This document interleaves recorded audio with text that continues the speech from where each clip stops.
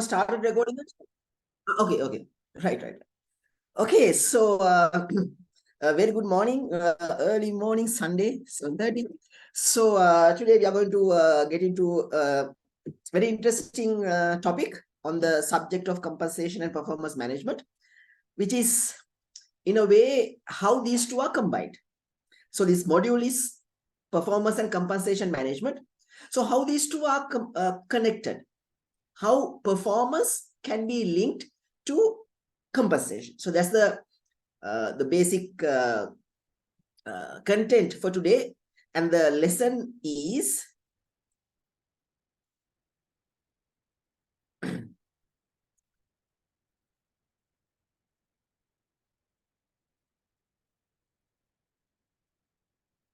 pay for performance. So how we can make sure that your compensation system is in some way linked to performance. Because if you can remember the pay model, the first principle was internal alignment, second principle was external competitiveness, third one is employee contribution, which means your compensation system needs to facilitate or encourage improved performance from your employees. We'll look at how that can be done and what are the theories behind paying for performance. So the topics for today would be chapter 9 and 10 of your textbook. And I think one of your colleagues asked for the chapter 5, which was on the assignment of the textbook, which I shared. And the entire textbook is available on a PDF drive for free, which you can download. The entire textbook is available. I think 11th edition is available on PDF drive. So the lessons we are going to cover today are compensation and worker behavior, how these two are connected. Then what motivates behavior? Because motivation is a very interesting area. A very, I would say, a subject which has a lot of theories, a lot of doubts, and various people have their own thoughts about motivation, whether you can motivate somebody else. So all these things we will try to discuss. And what compensation motivates behavior? What are the different aspects of compensation that can motivate behavior? Then we look at what is pay for performance, pay for performance plans, both short-term and long-term. And then for the discussion today, we will look at the motivation theories which you are very familiar with. Maslow's theory, Herzberg's 2 factors, goal setting, all those things theories. We look at about 5 theories and try to relate those theoretical understanding into practice. And at master's level, what we need to do is we have to have a solid theoretical background to whatever we are saying or proposing or doing. We can't just go and say, okay, so do this, so do that. We can't do, I mean, after a master's, if we still go and talk to our superiors on a very rhetorical basis, I don't think your degree has given you any value. So when you go and say, okay, now we need to revise our compensation system this way. Why am I saying is there's a theoretical background. You might not have to explain the theory to your corporate management, but at least when you are proposing something, there has to be a foundation. There has to be a basis for what you are saying. That is what we are going to do and if you can remember, for internal alignment, supply and demand, then the external competitiveness, right throughout, we have been discussing some theories. And as a practice, what you can do is you can take a separate notebook And what I would advise is take a CR book, leave the first page out. Then once you open, you have the 2 pages. So you can divide that into maybe 4 or 5 columns. What is the theory? The name of the theory. And where it is related. What's the relevance? Is it on demand side or supply side? Is it on pay for performance? What is the area where that theory is linked? Next column would be what the theory says. Maybe in 5 or 6 lines. What are the basic points that the theory proposes? Then the next column would be the application of it. What are the implications of that theory in compensation? If you take, say, for example, Maslow's theory of hierarchy of needs. So you describe the theory. Then the implications. The implication is that for someone to be motivated, they are looking for progressively advancing, to satisfy progressively advancing needs. That is the implication. Then the application. How does it apply to your day-to-day practices? So 1, 2, 3, maybe 5 columns. So you spread it out on a CR book on 2 pages. Then you can have everything written down on that. And also you might be able to add the 6th column also, examples. So in our discussions, we come up with certain very relevant, pertinent examples. So you can add them also as a 6th column. So when you have those sheets ready at a glance, you can see, okay, what has happened? What's going on? It's very easy. So that's about the theories, right? So these are the topics for today. We look at what work behavior is and what factors affect your work behavior. So there's a nice equation. It says behavior is a function of MAE. So what are these MAE? M is motivation, A is ability, E is environment. So the behavior of an employee, work behavior, is the function of these 3 things. And these 3 can be further broken down into 3 aspects each. So for motivation, you have the motivation triangle, which has 3 aspects. Ability, we have the ability triangle, 3 things. And the environment also, we have the environment triangle, which has 3 things. And all these are affected by certain obstacles coming from the environment. It can be internal environment, it can be external environment. From the internal environment, you get the unions, especially. And from the external environment, you get the general economic condition, like what we're experiencing right now in Sri Lanka. And maybe the public policy or legal framework. So those are the environmental factors which might affect the worker behavior. So let's look at this model in detail, so we can identify where compensation fits, where it comes in. So if you look at the environment first, there's organizational design, organizational development, and HR planning. What is organizational design? Organizational design is how the organization is designed. There are different functions, different departments, how they are coordinated, how they are interacting. Are they working in silos? Are they collaborating? So that is organizational design. Basically, the best output you get from organizational design, the whole process, is your organization chart. So you look at it, you can say, okay, we have 5 departments.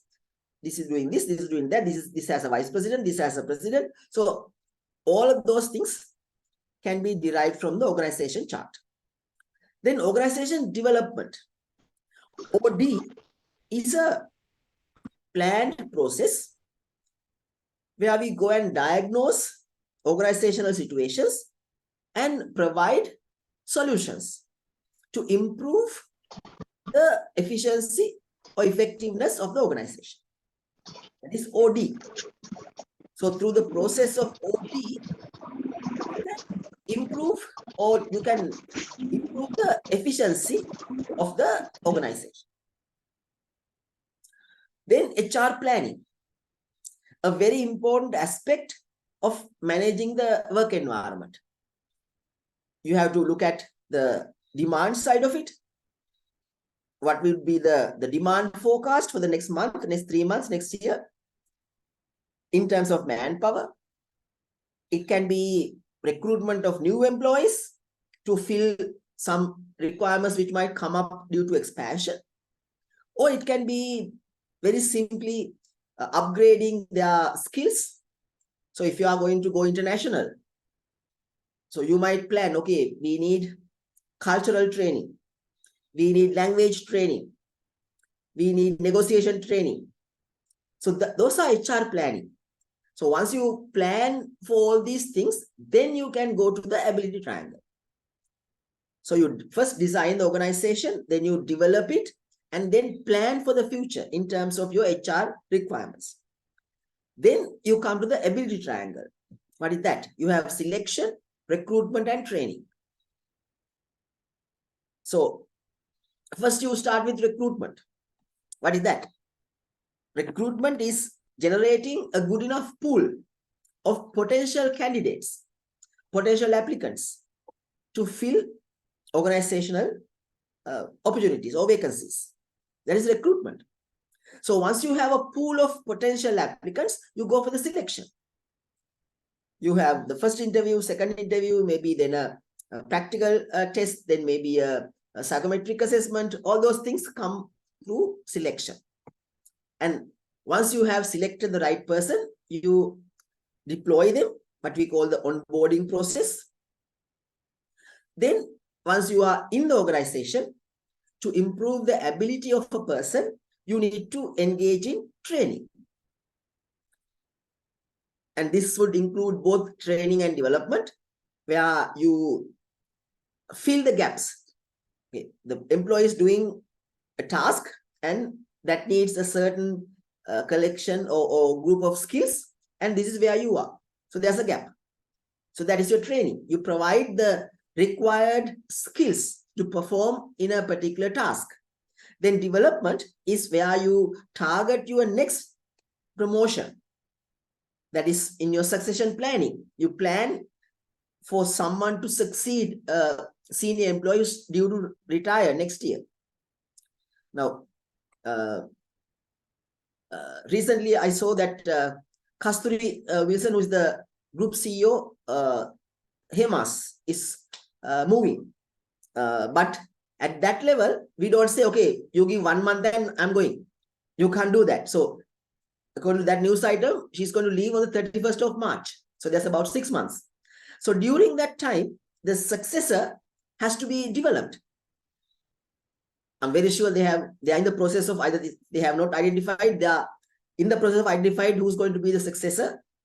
And then you have 6 months to groom the person, to develop the person to take up that position in the future. So that is where the ability triangle comes in. Once you have the ability, then you have to motivate the people. So now through the ability triangle, what we are trying to achieve is to have capable people in the organization through recruitment, selection, and training. So all of us know, if you want to succeed or to achieve results, it is not enough to have capable people. You have to motivate them. So skill, knowledge, and attitude, KSA. Through the ability triangle, you make sure you have the K and the S. Now the attitude is very difficult to achieve by training itself. So to change the attitude, you have to go to the motivation triangle. That is where you have your performance management, you have a compensation management, and you have your culture. So we start with culture. In an organization, what do we mean by culture? Culture is how we do things around here. Very simply, how things are done in a particular organization. When you say how things are done, it might be how you conduct your meetings. It could be how you address each other. It could be your dress code.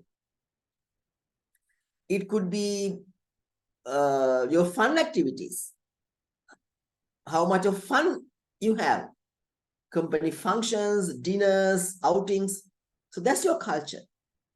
And there's a saying that you can never motivate someone else.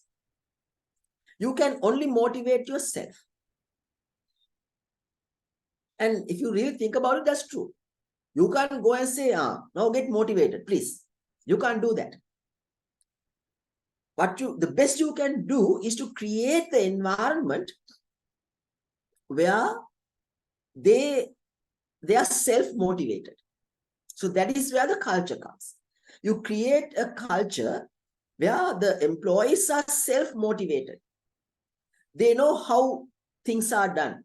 They know how closely knitted the workforce is, how they look after each other, how they help each other, how they celebrate success. So all those things would show or indicate to the employees, now this is a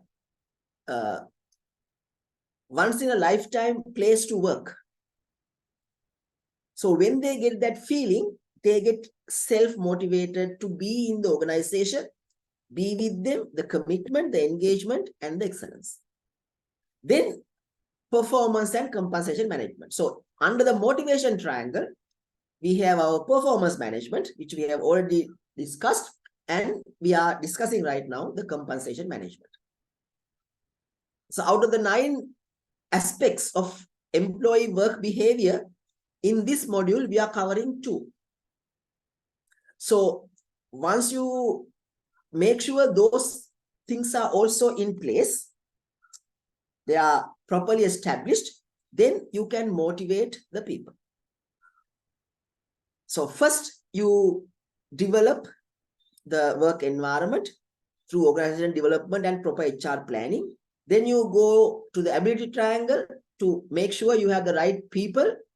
And then you move on to the motivation triangle, where you get those right people who are already in the organization to perform at their best. Then how to motivate is the subject of today's lesson. How to use compensation to motivate your workforce. I hope that the connection is clear. So compensation and work behavior. Employers want employees to perform in ways that lead to better organizational performance. So in your organization, there's this funnel. So you start with the employees, then you have the departments coming down to the organization. So what the employees are doing will affect the department or the team or the department, and then finally it affects your organization. So as an organization, the management or the owners would want the employees to perform in a particular way that would come down the funnel and finally lead to better organizational performance. So when you say organizational performance, it can be the financial performance and non-financial performance. When you say financial profits, profitability, share value, market capitalization, all those things are financial. The non-financial things might be the culture, the team spirit, camaraderie, all those things are also part of organizational performance. Organizational strategy is the guiding force that determines what kinds of employee behavior are needed. Now, we have looked at 3 main strategies. Hope you remember. The cost leadership, the customer service, and the niche market. So the different strategies would require different types of employee behaviors. If you are going for cost leadership, your mantra is cost saving, cost saving, cost saving. So you are going to offer your product or service at the lowest price possible. So for that, you need a different kind of employee behavior. But if you are going for a niche market where you can charge a premium for your product, the cost might not be the behavior you expect. It might be a revolutionary new product, a concept for a new product to come from the employees at any cost. So there it's more innovation, creativity. That's the behavior we want in that setting.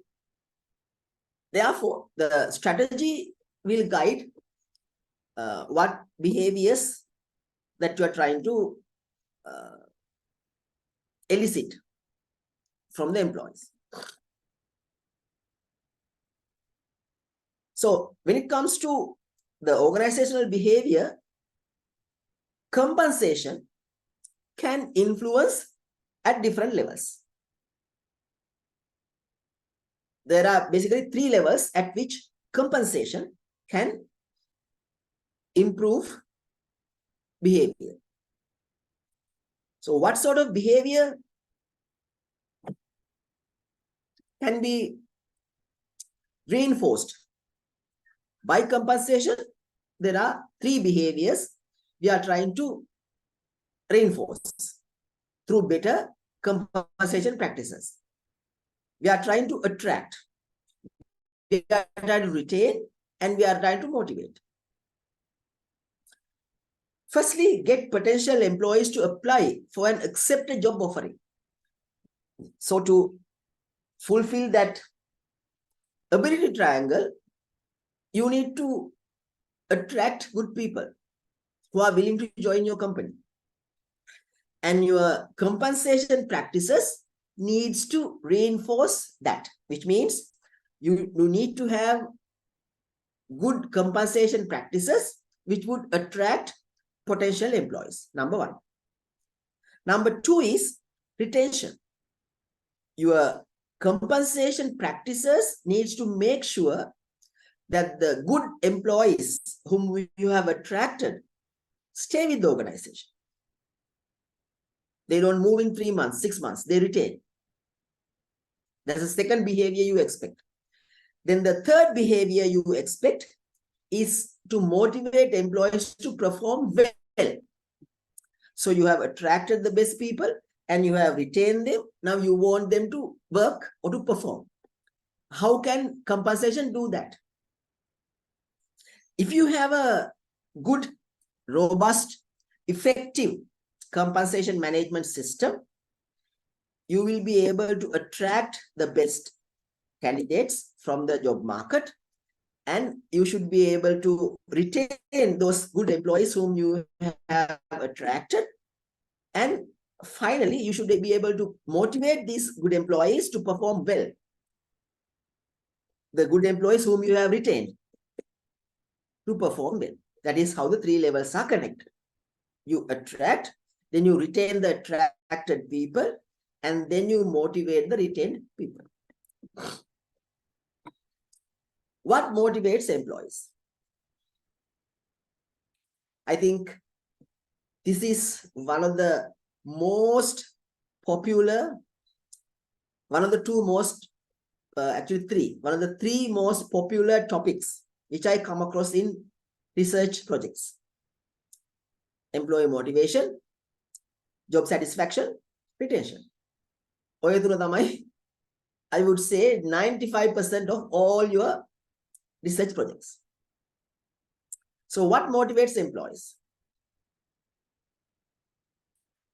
Offering what is important to a person in exchange for some desired behavior. So if you look at the theory of motivation, motivation is driving behavior to a certain desired goal. So here you are offering the employees something. We look at what can be offered in terms of the benefits, in terms of incentives. So you are offering something. And this thing that you're offering must be important to the person. If that is not important, it's not going to improve the behavior.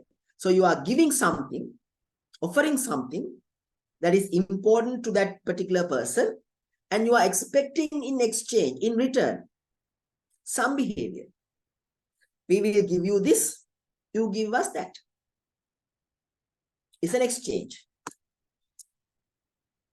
Employees learn what behaviors are important as part of the socialization process. So during the first few days, few weeks, few months, any new employee to an organization will quickly learn what behaviors are expected of this organization. I think I shared with you that example of engineers being paid additional for their number of hours, extra hours worked. So, and at that time, we noted that it's not through a socialization process in the workplace, even in the university. The undergraduates knew at this company, the engineers are getting this, right? So through this process, so the socialization can, now if you're talking about the workplace, mostly it happens in the workplace. When they join, then they spend time, have lunch together, go in the vehicle together, office transport. So through that process, they learn the things. And even in the society, you might know now, say if it's a blue chip company, and sometime back, I heard this thing about Harry Jayawarden, that if you work for him, you can't give excuses. It can be like your spouse passed away, but for him, it's not an excuse. If you are given the job, you can't cross the gate and come back without the results. So even we, who were never a part of one of his organizations, we knew that. So that is socialization at a very wider level. But whatever the level is for this organization, the student community, or the potential job market, employees would know what behaviors are important in this particular organization. If you want to succeed, you better give this. Compensation is but one of many rewards that influence employee behavior. Under total rewards, we looked at how and what different offerings we can give to employees. It's not only the money, the monetary benefits. There are other benefits. There are other services. There is work-life balance. There's rewarding. There's training opportunities. So a lot of things are available, right? So these are, and as I said, in our organization, one of the biggest rewards that we use to influence employees' positive behavior is the fact that we are global. So in the region, there are 9 other countries. If you are good enough, if you perform well, and if the regional countries needs your service, then you can go for secondment up to 3 months. You can go there and make some extra dollars. So, and how can you get that reward? By doing this. So here, the behavior is to make life of the Chinese management easier. That is what is, in a nutshell, what is expected from the local employees. So we are supposed to make their lives easier. So to help them with the local, the intelligence, the understanding, the connections, and do all the groundwork. That is what they expect of us. Not a lot of decision making, a lot of contribution at conceptual level. That is not the Chinese way of managing. They expect certain things. So if the employees provide that type of behavior, then of course there'll be rewards coming their way. So there are 6 theories which talk about the link between the motivation and employee behavior. So it's need hierarchy, 2-factor theory, expectancy theory, equity theory, reinforcement theory, and goal setting theory.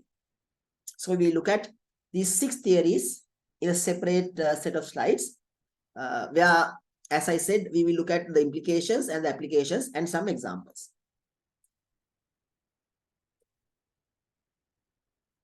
Okay. A very tricky question. Does compensation motivate behavior? Now, initially, we looked at 3 behaviors that we are expected to influence through compensation: attraction, retention, motivation. We look at. So, do people join a firm because of pay? Attraction. Do people stay in a firm or leave because of pay? Retention. Do employees perform better on their jobs because of pay? So, these are the 3 things that we need to clarify. By making changes to our compensation system, can we get more people to join? Can we get people to stay? Can we get people to perform better? So, in pay for performance, our main focus is on the 3rd aspect. Through compensation, can we influence positively to employees to perform better? So even the first 2 we will cover, because that also is part of the behavior we are expecting.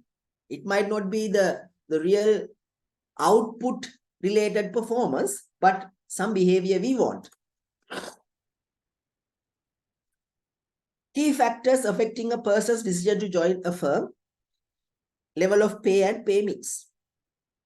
What is the total compensation and what are the different aspects of your compensation? Job candidates look for organizations that fit their personalities. And for example, risk takers versus risk averse. So by nature, you are either a risk taker or a risk averse. Whether you would like to take risks or whether you avoid risks. Then the organization itself will have a culture, very entrepreneurial culture, where you encourage risk taking. And on the other hand, it might be a very bureaucratic kind of organization where you expect risk averse. Just follow the rules, nothing else. And fortunately enough, I have worked for 2 organizations which were very strong. One, a very strong culture which promoted risk taking, and another organization which very strongly promoted risk averse. Just follow the job. We don't want you to think. We want you to get the job done. So then if you are that type of a person, you get attracted to that type of an organization. And the reward systems should be designed to attract people with the desired personalities and also desired values. That is where the fit comes. When you put an advertisement, sometimes you are able to, through the advertisement, portray what you expect, what type of an organization you are. Through your design, use of colors, you can do a lot to portray what type of organization we are. Then, if we have done a good job at that, it will make sure that the right people with the right personalities and right values are attracted. Yes, it can be done. So the second thing, do people stay in organizations because of pay? So if you look at the turnover literature, you will find a lot of things which leads to the employee turnover. Pay based on individual performance. When the pay is not based on individual performance, that can lead to turnover of good employees. Group incentive plans, disregarding the individual performance, can lead to turnover. And level of satisfaction with pay. If the employees are not satisfied with the pay that they receive, that would impact turnover. And the type of pay, whether it is fixed or variable. Because nowadays, because of all the economic crisis and the uncertainties hanging around, they would expect a high percentage of their salary to come in the fixed salary, basic salary, not the variable ones. So if your structure, the pay system is such that there are a lot of a big component coming in the variable salary, then it might discourage people from staying. They'll be encouraged to leave. Other rewards affect the decision to stay. So the first few that would affect employees to leave, facilitate the turnover process. When these things are there, it would facilitate turnover. But there are certain other things which would affect the decision to stay. Retention, work variety and challenge, where in this particular survey that was referred in the textbook, 50% say work variety and challenge is very important. Then development opportunities would make them to stay. If they can see, okay, in 5 years, I can be that manager, I can be the general manager, that would get them to stay. The social network they have. If you have your best friends at work, that would encourage you to stay. Status recognition. What type of recognition you have? You might be in a small organization where you are the most qualified in terms of knowledge and you help others with your knowledge. So you have a very high status in that organization. But if you go to a big organization, you might not have that status. And I think recently there was this case where a student had committed suicide, where after the scholarship exam, he has gone to a big school. At the small village school, he would have been the, I don't know, maybe the head prefect, the sports champion, class monitor, first or whatever, everything. You go to the big school where good students from all over the country would come there. And then what happens? You have competition, and then you are no longer have that status, that recognition. That can adversely affect you. In if that can affect a 12, 13-year-old, what about? But there's no question about an adult. So status recognition can affect. Then work importance, how important your work is. You have to feel that you are making a contribution. Now, in my case, personally, during the first couple of years, I had that. But gradually, I don't have that anymore. Because now, since the systems are in place, there's no new things coming up. We try to do certain new things like employee profiling and psychometric assessments and a lot of things, succession planning, but we didn't get the budget. So new things are not happening. So then the work importance to me has gone down a lot.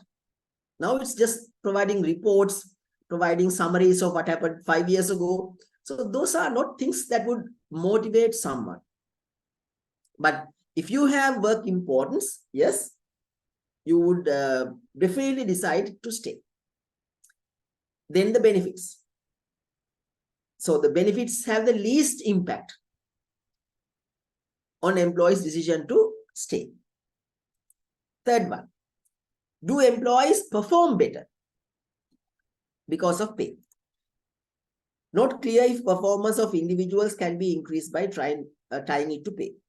So even though we feel when we increase or give an increment to a person, we feel now he's working better, he's more committed. But then scientifically not proven.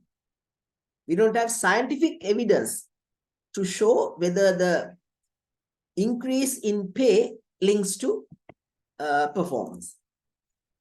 If the incentive depends on individual performance, applicants find the company more attractive.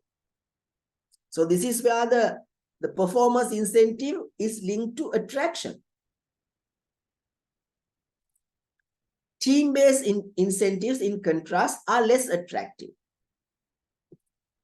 A number of recent studies provide strong evidence that pay for performance has a direct and at times substantial impact on firm performance. Now, the first bullet point is individual performance. There's less evidence, but definitely at organization level, if you implement a pay for performance scheme, that would have substantial impact on the firm or performance.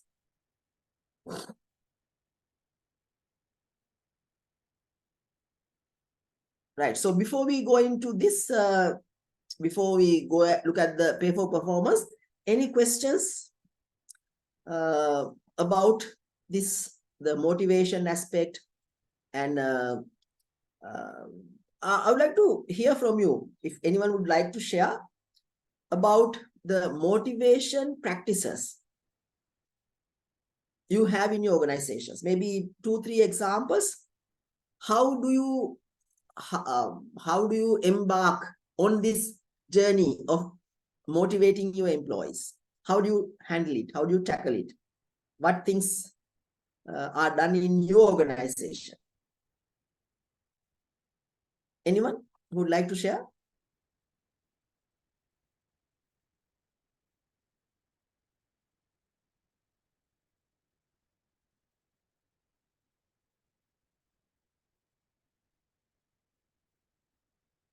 No?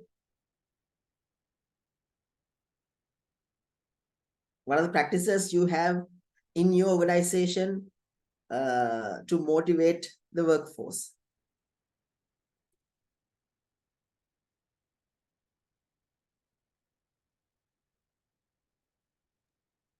So good morning, sir.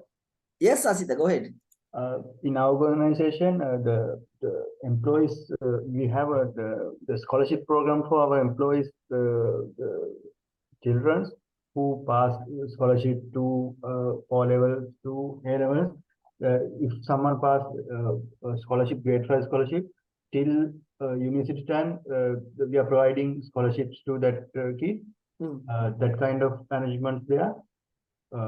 And same time events like sports day, the family hotel packages, those things there. Very good, very good.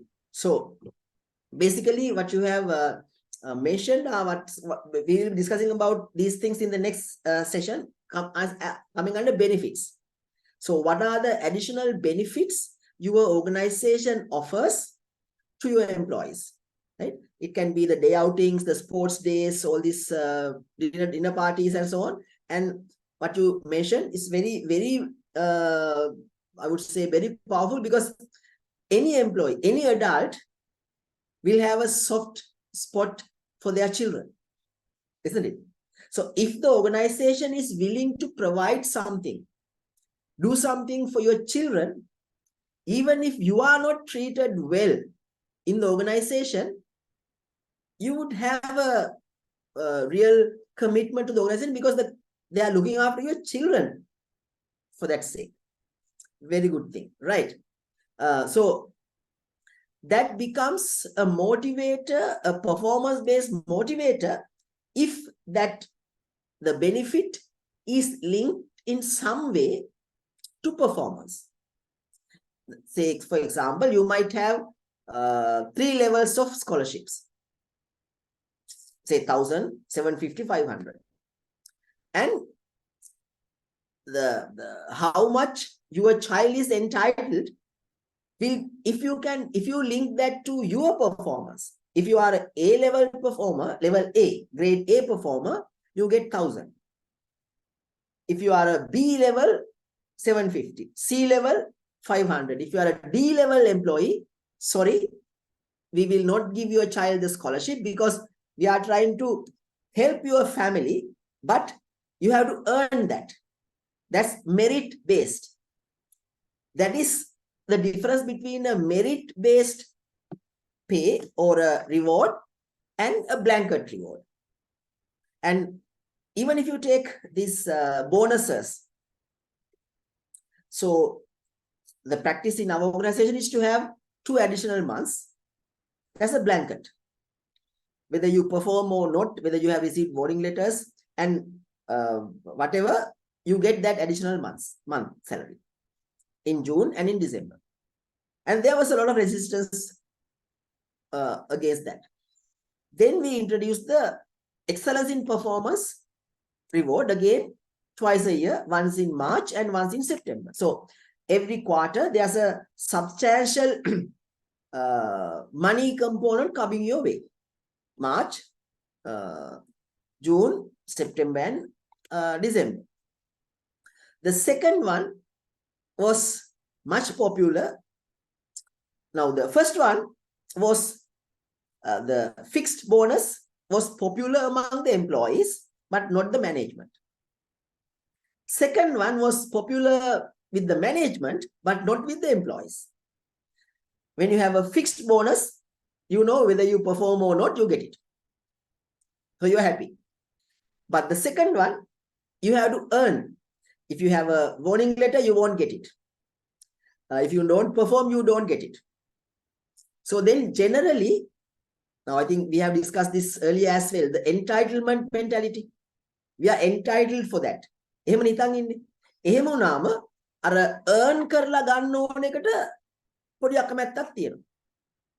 But the management would love it because what we are trying to do here is to put in action that third principle of pay, employee contribution. So you are trying to link the performance with pay. The management is prepared to pay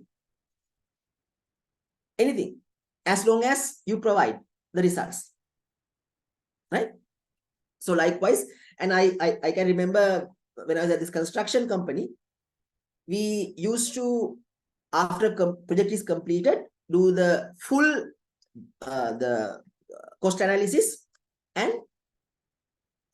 arrive at the profit from that particular project. Then depending on that, the percentage, how profitable that project was, we give a substantial amount to all the employees, top to bottom. Everyone gets. And that also in 2 parts. There's a part which goes with the designation. That is, the project manager will get a big share because he carries all the responsibilities, and going down, it's less.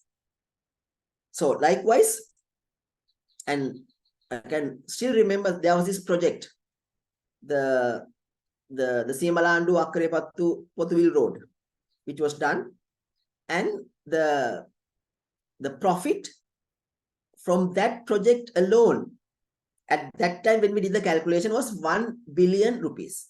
That is 1,000 million from that project alone. Then the management took the decision to generously reward the project staff, right? Then later we realized we have made 2 mistakes. First mistake was the project was so profitable because of the good rates it had. The good rates we were able to get because of the performance of the previous project. In the previous project, we had done a lot of hard work and satisfied the client, which is ADB funded. And in the second project, they didn't negotiate the rates with us. They just accepted the rates we gave. So the benefit of that went to that project team, right? But how were they able to make a profit? Because the previous project staff worked tirelessly to satisfy the client. But we missed that point. Later on, after years, at a certain forum, that came up. You were able to make 1 billion profit because of us, but we didn't get a cent.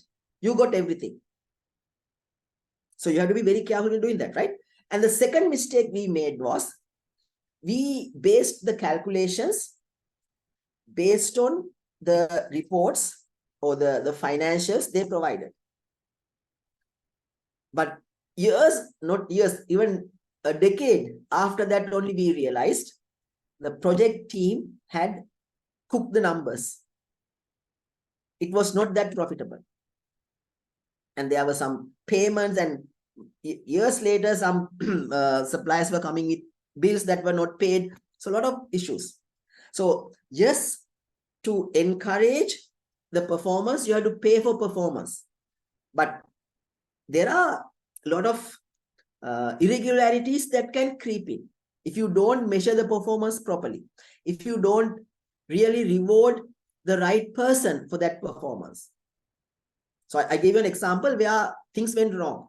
We did it to motivate, but at the end of the day, that group of people, maybe 50, 60 were motivated, but hundreds of people were demotivated because of what we did. So therefore, this is a very tricky thing when it comes to motivation.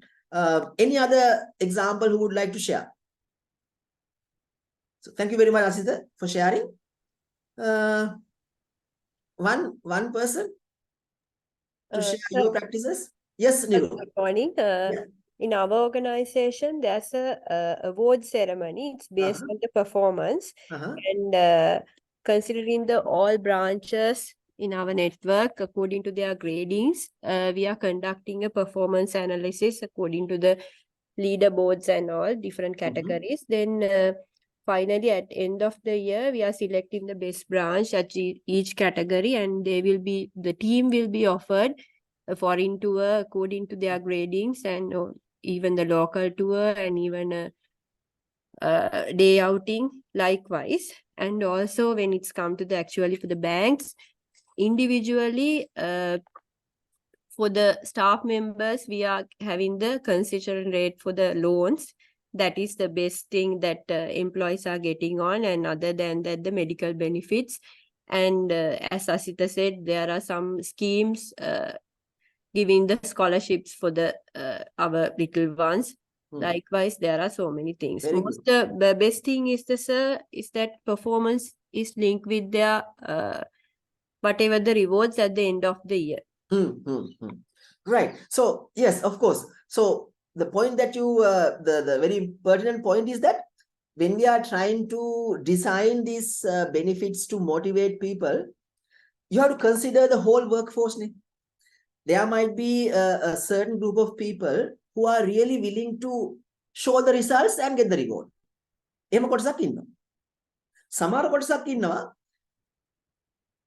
But for the organization to run, we need them also.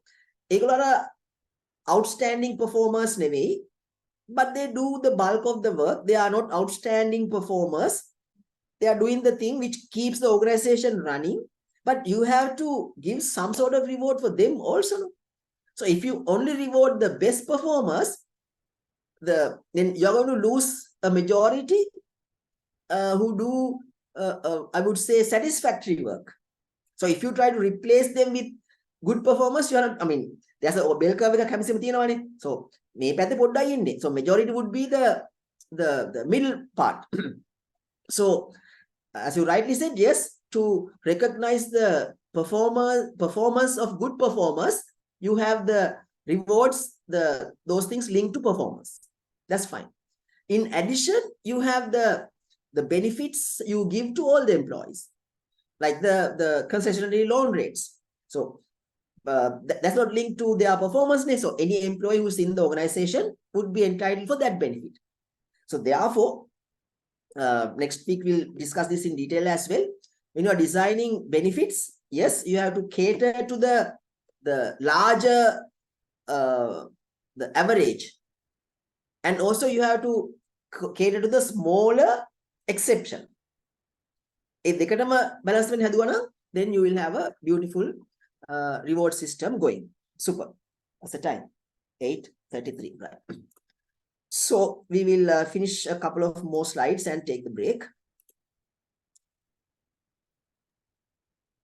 So what is pay for performance?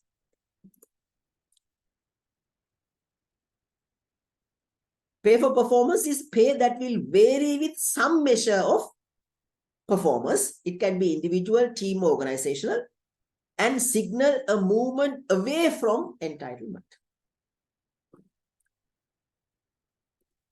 Sorry.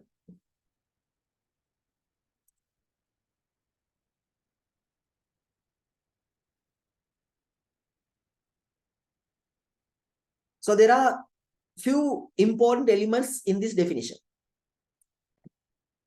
The most important thing is it varies. There is some component in the pay which is variable. First principle. And how would that vary?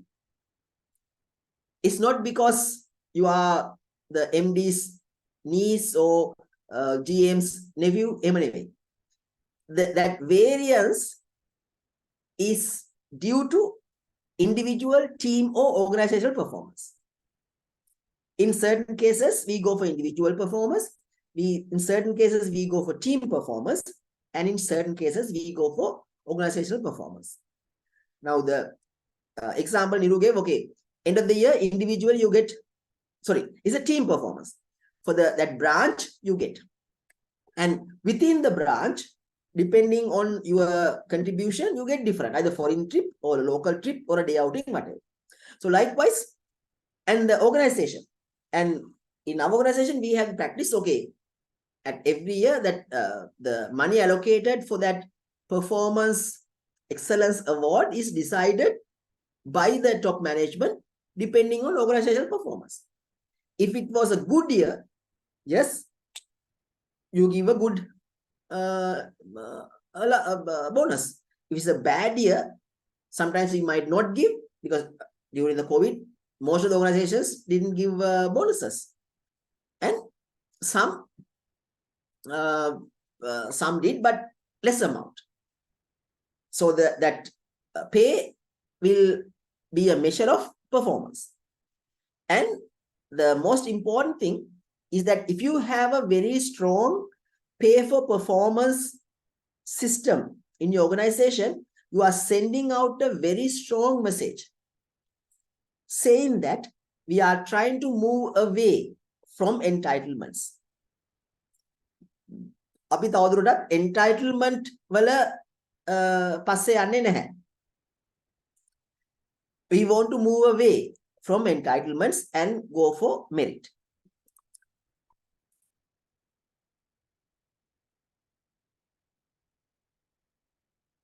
Just give me a sec.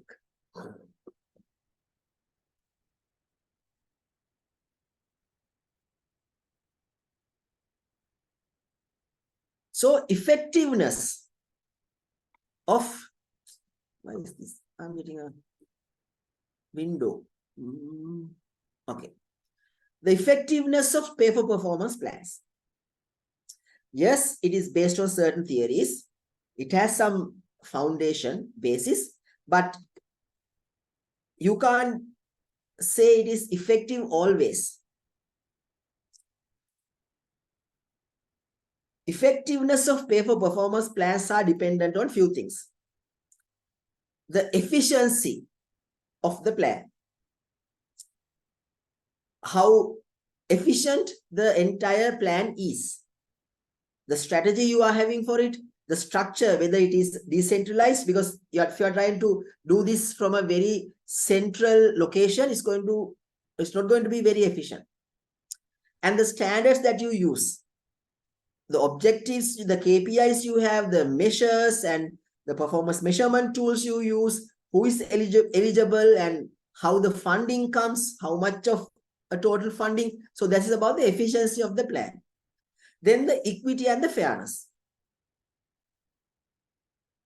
Whether your pay for performance plan has procedural justice and distributive justice. Procedural is the process itself, whether it's transparent, whether it's fair. Distributive is how it is implemented at the ground level. Even if you have this very robust, fair procedure at ground level, it might have issues. So that is distributive justice. Both needs to be there. Then compliance, especially if you have compliance agreements with your customers, clients, especially in the apparel industry. Apparel industry, they have to comply to a lot of customer requirements. So when you are managing your pay for performance plan, you do a good job. If you manage it properly, you can improve accuracy of, to properly manage your pay for performance plan, you need to improve the accuracy of your performance ratings. It has to be more objective than subjective. When it is more objective only, you can encourage a drive towards improved performance. If your performance ratings are very subjective and employees know that, then they would know, okay, if you are in the good books of your manager, you get a good rating and a good bonus. So the performance ratings are not accurate. Allocating enough money. So just for the sake of giving something, you can't do that. So I think I told you, just before Access Engineering went public, they had a private placement where they raised about 4 billion rupees. And along with that, they distributed 3 billion rupees worth of shares among the employees. 3 billion, 3,000 million rupees. 10 rupee shares at the value of 25. That's a valuation they had done. So it is 3 billion would be about, in real value, about 1 billion. But still, that is a substantial amount. As I said, even the driver, the office assistant, they even got about 10,000 rupees worth of shares. That's a substantial amount. So if you allocated for all the employees 10 million rupees worth of shares, so you have to allocate enough funds, enough money to truly reward performance. Make sure size of merit increase differentiates across performance levels. So whatever the difference the difference in the reward. Now, for example, grade A is getting 20% increment. Grade B is getting 19%. Grade C is getting 18%. Will there be a motivation for performance? 1% but if A is 20, B is 10, C is 5, then you have a real motivation to jump from 3 to 2 and 2 to 1. And if you look at sports, I think I had a very interesting video on that, like in golf, motor racing, even tennis. The difference between the winner and the second place is huge. Huge. So there's always that real drive to, because these are all targeting the spectators. So if the winner gets, say, 1 million rupees, second get 900,000, third get, so to be the winner, no one is pushing. So the quality of the sport drops. So to keep the sport very tough and competitive, that's what they do. So similarly, that merit increase has to differentiate clearly among performance levels. And so this is how to manage. Hold on. Right. So you can have different types of measures. You can have customer focused measures, financially focused measures, capability focused measures, and internal process focused measures. If you are familiar with the balanced scorecard concept of balanced scorecard, Blanchard's balanced scorecard concept, these are the 4 areas you look at: customer related measures, financial related measures, HR related measures, and process related measures. And when you have these measures, now all these are in numbers: on-time delivery, cycle time, new product introduction. So these are all measures, numbers, customer satisfaction surveys, then value creation in terms of growth, then shareholder return in terms of earnings per growth, return on capital investments. Then when it comes to HR things, satisfaction, employee turnover rates, then the patents you have, the technological capabilities, and when it comes to processes, the budget versus actual, the cost allocations and safety, and also things like team effectiveness, quality indices. So you can have a variety of measures. As you can clearly see, some of them are individual, some of them are at group or team level, some of them are at organization level. You can have all these measures. Right. So before we go into different types of things, we will take the break. Now it's 8:45. So we'll take about 20 minutes, and 9:05 we'll come back. Okay.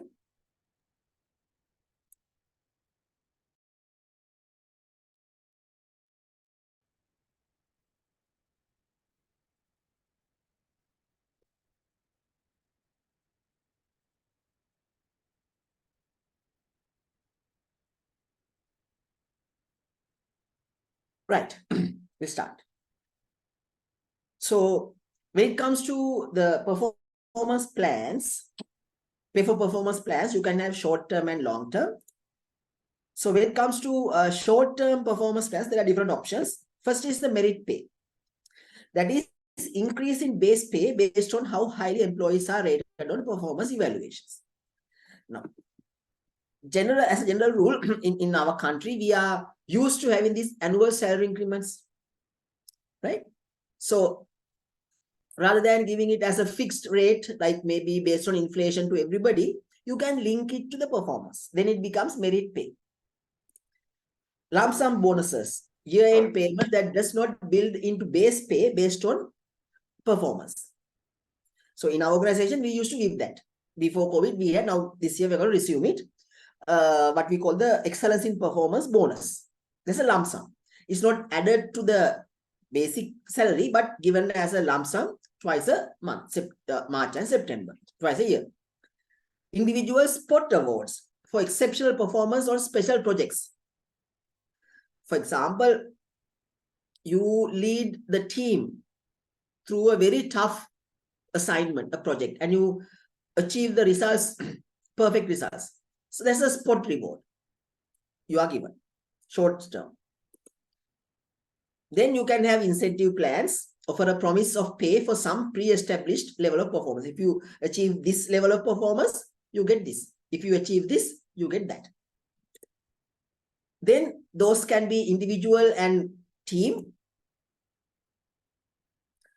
This is the relationship where on the y-axis, relationship between production and level of pay. X-axis, method of rate of determination. How rate is determined is X, and the relationship between the production and the level of pay is on Y.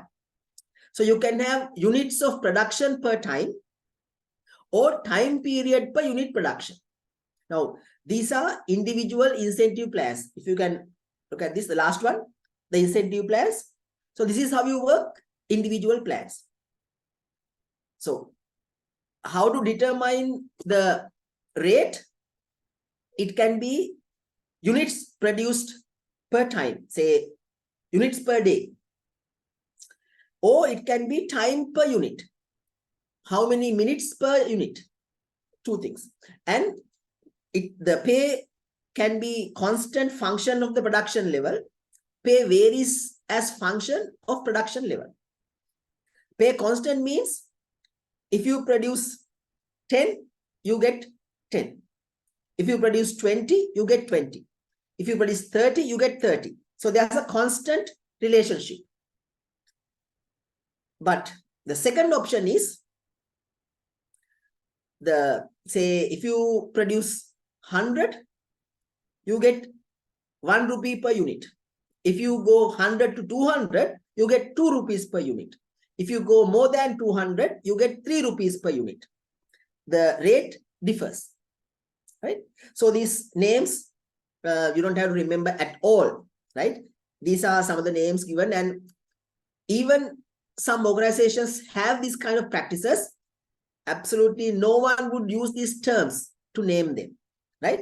So you can have a system where there's a constant rate of pay for units produced per day.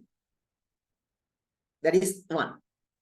Two is you can have a constant rate of pay for the time taken for unit of production. If it is 5 minutes per unit, you get 100. If it's 4 minutes, you get 75. If it's 3 minutes, you get 50. That's a constant rate. Then you can have a system where you have a variable rate of payment for production of units per time, per unit of production per time period. That is, if you produce 100 units, as I said, within an hour, you get 1 rupee each. If you produce next 20, it will be 2 rupees. Another 20, it will be 3 rupees. Beyond that, 4 rupees. The rate is varying. And number 4 is you combine both. That is, you have a varying rate for the time taken for a unit. If it's 1 hour, you have this. If you reduce by 10%, you get a 10% bonus. If you reduce further by 10%, you get 20% bonus. If you reduce further 10%, you get 30% bonus. So that rate differs. So that is what it means. The advantages. It will have substantial contribution to productivity rates, lower productivity costs, and workers' earnings. It reduces direct supervision because employees know their targets. They know what they can get, so they will be self-motivated. And enables labor cost to be estimated more accurately. Because now here the payments, the additional payments are linked to units of production. It is easy to measure the cost of production. But there are disadvantages as well. Conflicts may arise between employees and managers to set in targets and all these things. There can be issues. Introduction of new technology might be resisted. Why? Because they know that they are paid, their incentive is based on units of production. When there's a new technology being introduced, it takes time for them to get used to it. So with any new technology, there's a drop in productivity. That's a norm. When you introduce something new, initially, there'll be a drop. Then it will pick up. Therefore, if it's a individual incentive scheme, people might say resist the technology because they don't want to lose out on their income. Reduced willingness to suggest new production methods. They are familiar with the current method. They know how to produce. Their rate of production is very high. Productivity is very high. They don't want to go for new methods, which is risky. Increased complaints of poor maintenance. the employees would be eternally complaining about the maintenance, because they are now looking to produce more and more because they want to earn more. And if there's a slightest problem with the machinery, they would jump and complain to the maintenance because they can't work, they can't earn. And increased turnover among new employees, discouraged by the unwillingness of experienced workers to cooperate in their on-the-job training. This is a very frequent finding when there are production-based incentive schemes. When you have interns, the new recruits coming in, the senior employees don't want to waste time teaching them. The time can be used for them to do their own production and earn money. They will earn more money only if they produce. They will not earn more money for teaching others. So therefore, the new employees will not have any guidance, any training, and there might be increased turnover as well. Elevated mistrust between workers and management. So the numbers, they might say, no, these are wrong numbers. We did this much, we did that much. You have not recorded. You're not giving us the reward. So there'll be friction between the two levels. So when you are introducing individual incentive schemes, be careful. Yes, it has their own advantages, but there are some disadvantages as well. So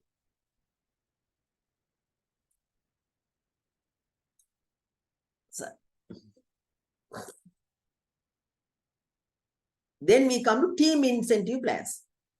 Focus on group performance. Award is determined on team performance or group performance. So within the team is uniform. Within the team, everybody gets the same. So if your organization is trying to demonstrate a commitment towards teamwork, you can introduce this. And an incentive scheme, incentive plan can also reinforce teamwork. So when you are having a very significant team incentive plans that indicate to the workers that this company expects people to work as teams. So teamwork is needed. So that message is conveyed. So there are different things like profit sharing, then gain sharing, different techniques. Advantages of team incentive plans. Positive impact on organization and individual performance. Yes. Easier to develop performance measures, because the team will have a quantifiable, measurable output. Individuals might be difficult to measure, but as a team, definitely you have something. So it's easy to measure. Signals that cooperation is needed. So when you have your team incentive plans, it signals that, yes, teamwork is needed.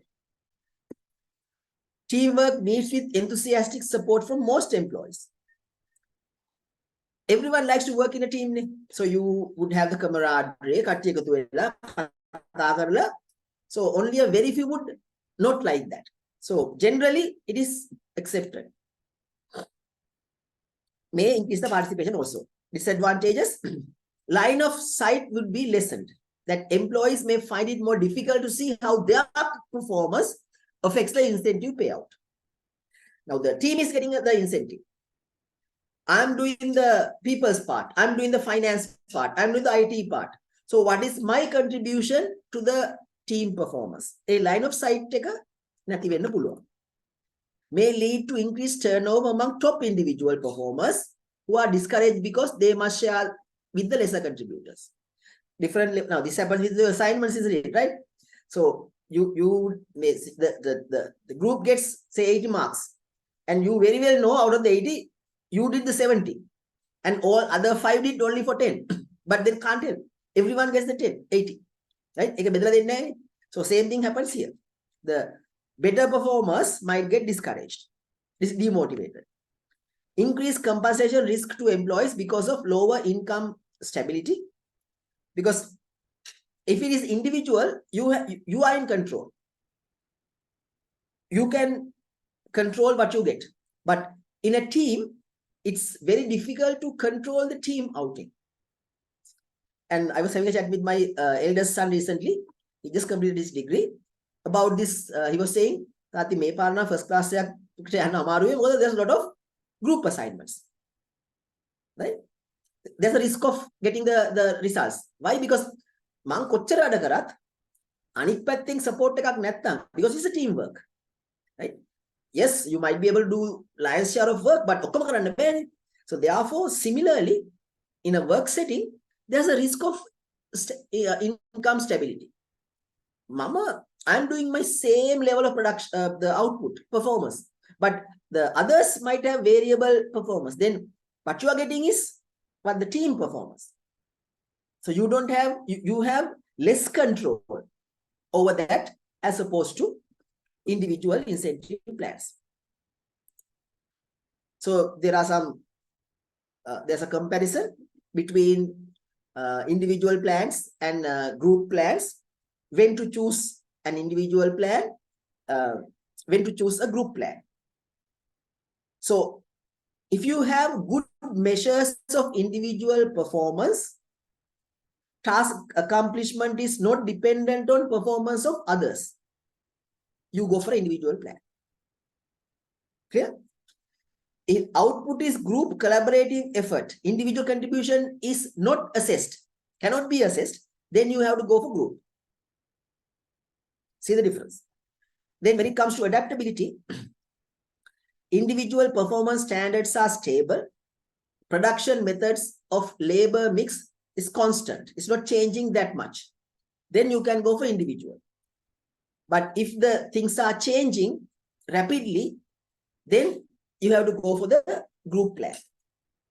Performance standards for individuals change to meet environmental pressures on relatively constant organizational objectives.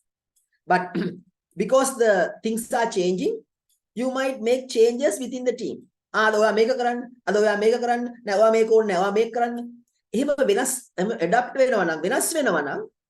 it's better to go for a group plan. Because individual is unfair, no? Things are changing, right? Then, if the commitment, the strongest to individual's profession or superior, and the supervisor viewed as unbiased and performance standards readily apparent, in that case, you can go for individual. But if there's high commitment to organization built upon sound communication of the overall objectives, not the individual objectives, you go for group plan. Union, non-union, non-tamai pass to individual plans. The unions, they would eternally oppose individual plans. They won't, because they want to hide behind good performance, especially the union leaders. If you go for individual plans, therefore, if there's a union, you go for group plans. Right? As opposed to short-term, long-term plans, beyond 1 year. So there are a lot of things, for example, stock ownership, broad-based options means that you are agreed upon a certain benefit in 5 years. So how much that 5-year benefit depends on the performance of the organization over the 5 years. So if you perform well and make the company more profitable, what you get in 5 years would be more. Long-term plans, right? So this is in very brief. So that is about the concept of merit-based pay. So let me take you through the theories. What's the time? We have time, 9:25. First is the needs hierarchy theory. You know this. You have seen this, the basic needs, the psychological needs and self-fulfillment needs, physiological, safety, belongingness, esteem, and self-actualization. So this is what the theory says, right? So I'm not going to go into it. This is the part for your discussion. Two-factor theory, the hygiene factors and the motivation factors. Then you have the expectancy theory. This might be something new. So expectancy theory is that there's effort, there's performance, and there's a reward. Right? So first thing is, for this theory to work, the reward what you get at the end, the employee should value. There should be a valence, a value to the reward. That's the first requirement. Second requirement is there should be instrumentality in the relationship between performance and reward. What that means is the employee believes that acceptable performance will produce the desired reward. There's nothing else. If you give the performance, you get the reward. Instrumentality. Then, for the performance, you need to have an expectancy. That is, the employee believes that the effort will result in performance. Expectancy. So this is how it works. The employees would put effort if there's value in the reward. Right? And there are two other requirements. The effort should lead to performance. The performance should lead to reward. Now I'll give an example. Now say the company, now say you are in sales. You are in insurance. So your management says, if you bring this X amount of premium, you get this. Right? And what you get is say that MDRT. This is a $1 million round table. That's the highest qualification the insurance broker can get, insurance agent can get, which gives you a lot of rewards. Everybody loves it. So the reward is, valence is there. Right? So now let's look at the other two. For employees to put effort, they should realize or they should believe that more effort, more policies. If they don't believe that putting more effort would bring them more policies, they will not put effort. If they are given a policy that everyone in the market has that policy, how you can understand? So then the effort will not lead to performance. Then this whole theory will not work. The first connection, expectancy. Second one is, if I bring new policies, will I get the promised MDRT award? If there's a condition in between, everybody is not getting the reward, some getting, some don't, then there's a problem. Then people will not be motivated. So for people to be motivated, as per the expectancy theory, effort should lead to performance, performance should lead to reward, and the reward should be valued by the employee. Then reinforcement theory. This is the rewards and punishment. Now this theory, oops. Oh. ඔගොල්ලෝ කිව්වෙත් නෑනේ මම slide share කරලා නෑ. අයියෝ. You should have told me. Anyway, okay. So I'll just show you this. So this is needs hierarchy, we know that. Then two factors, hygiene and motivators, you know that. This is the expectancy theory. Effort, performance, reward. This is the reinforcement theory. What this says is, there are reinforcers and punishments. Reinforcements would increase the frequency of desired behavior. Punishments would decrease the frequency of undesired behavior. So for you to decide whether this is a reinforcement or a punishment, you have to look at the frequency of behavior. If you are trying to increase the behavior, it is a reinforcement. If you are trying to reduce the behavior, that's a punishment. Then positive and negative is, if you are applying a stimulus, applying something that is positive. If you are removing a stimulus, if you are removing something that is negative. So we look at this. Now say, increase the frequency of submitting the report on time. Right? So this month they have submitted the report on time on, we say, 15 out of the 20 days. You want to get it to up to 18. So you can do it in two ways. By adding a stimulus, you will give an incentive. If you do 3 more days on time, you get a bonus.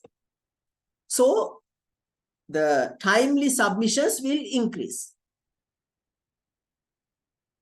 Right? You can also increase the timely submissions by removing a stimulus. That is, you can say, okay, if you increase the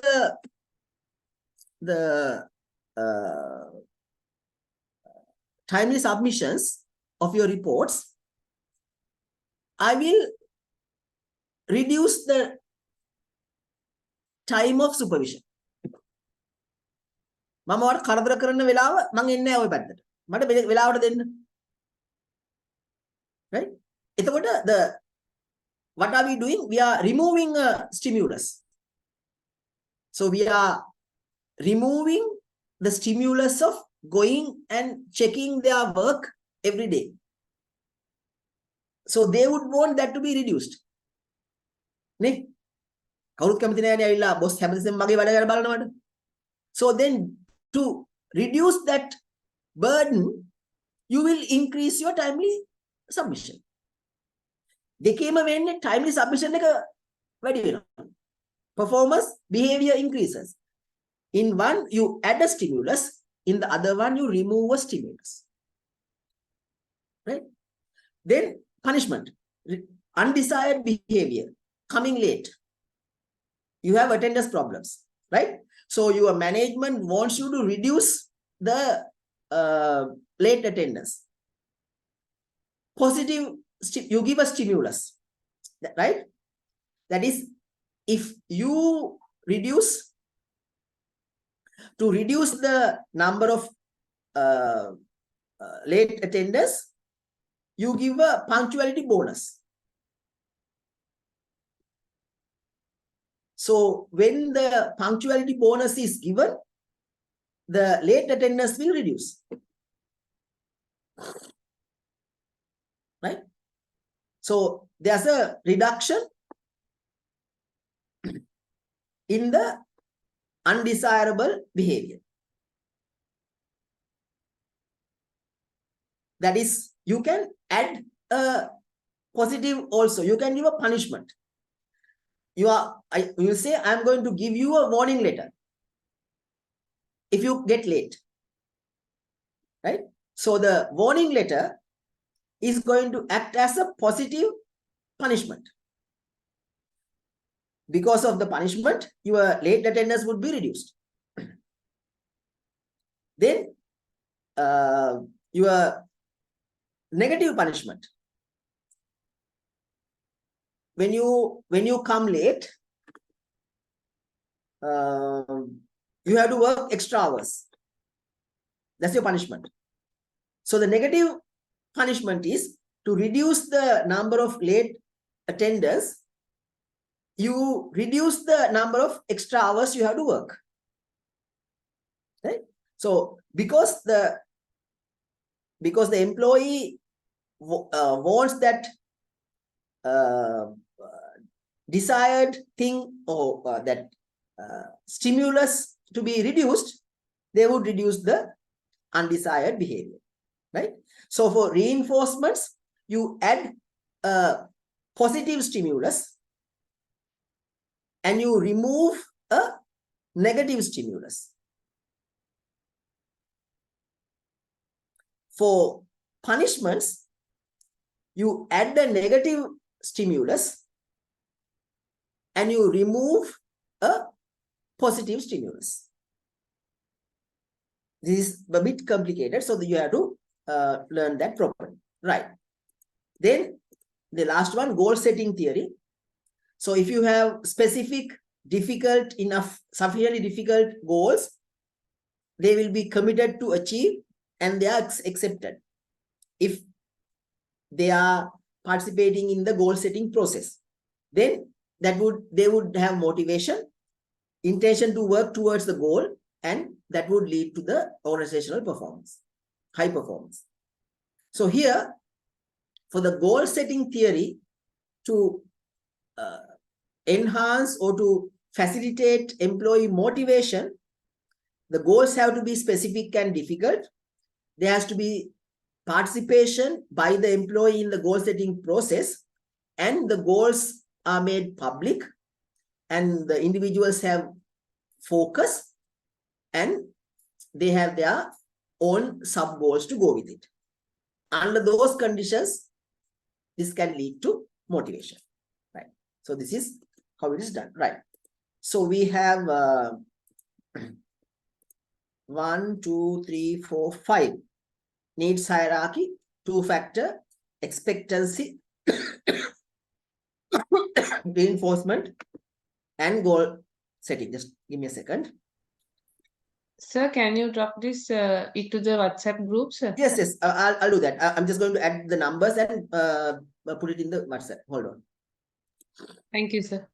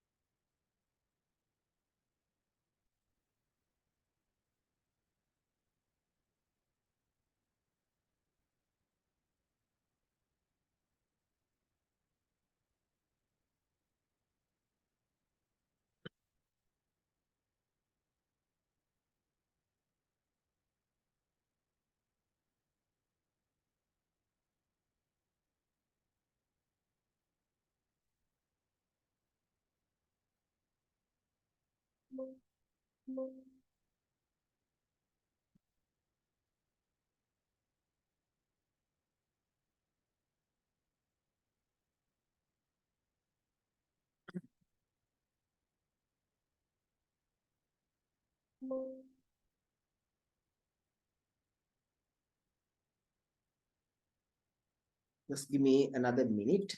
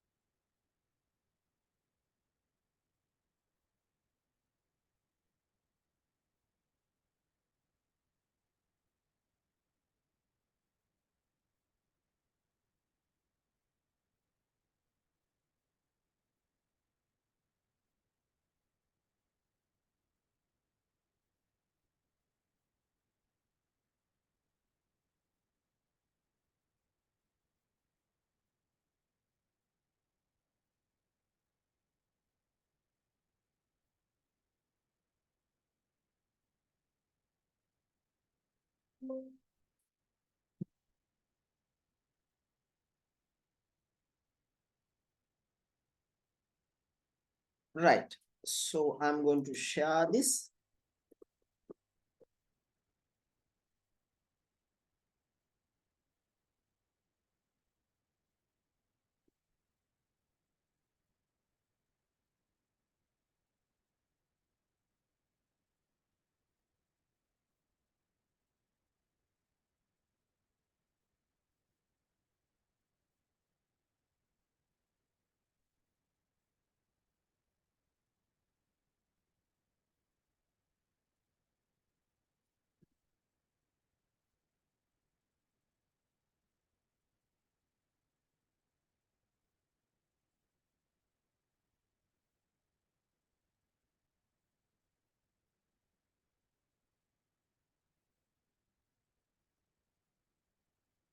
Okay, it's shared in the WhatsApp group as well as I'm going to share it in the chat as well.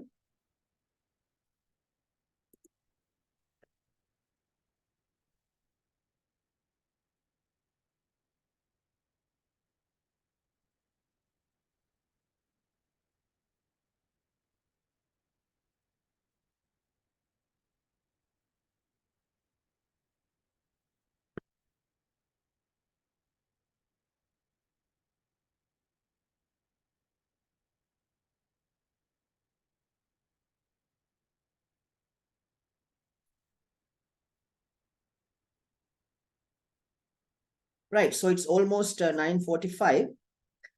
We will take about 20 minutes. So there'll be 5 groups in the 5 who will be working on the 5 theories. I want you to just go through the second slide of each theory, which gives you some information about what theory says, what are the features of the theory, and what are the predictions, and how it is applicable, right? So I want you to go through that table with your group members in detail and try to absorb those tables, whatever the table is in your group, and then think of maybe 2 or 3 relevant examples from your experience, right? Relevant examples where you think, now in this particular practice in my organization, the theory behind that would be the expectancy theory.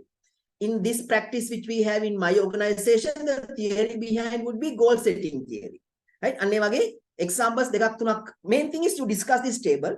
ඒක හොඳට ඔළුවට ගන්න. අරගෙන relevant examples දෙකක් හෝ තුනක් මට කියන්න ලෑස්ති කරගන්න, right? We don't have much time because we have to start the next session. So I can give you time till 10, about 15 minutes. May quickly ඒ ටික හදලා අපි බලමු. හරිද?